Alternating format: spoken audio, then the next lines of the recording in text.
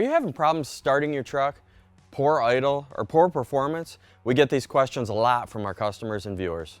In most cases, it usually ends up being a problem with the fuel injectors. So today, we're answering your fuel injection questions.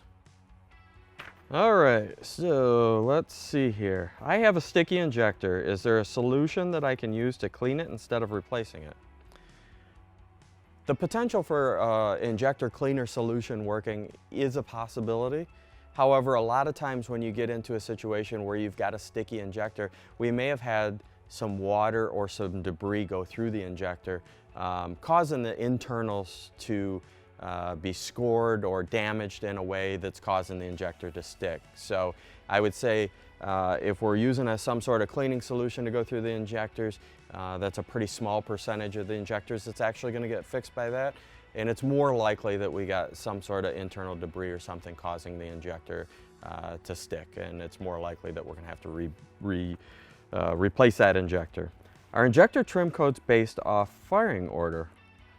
So the trim codes on the injectors are put on each individual injector to give it some sort of fueling offset to make that injector fire within the window that it needs to as far as the amount of fuel that it's putting out. So the trim code has nothing to do with the firing order other than you need to know what trim code is on the injector and what hole that you put it in so that you can give the ECM that data. Hey, this trim code 5232 went in hole 1, 6252 went in hole 2, so it knows what injectors to adjust and how to adjust them. My AISX engine is skipping. Could it be from a bad injector?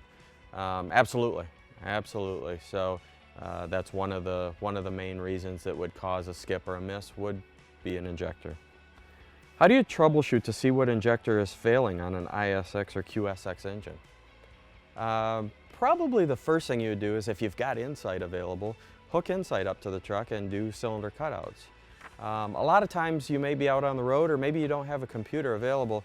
A lot of times a laser temperature gun is really handy for checking out what your exhaust manifold readings are.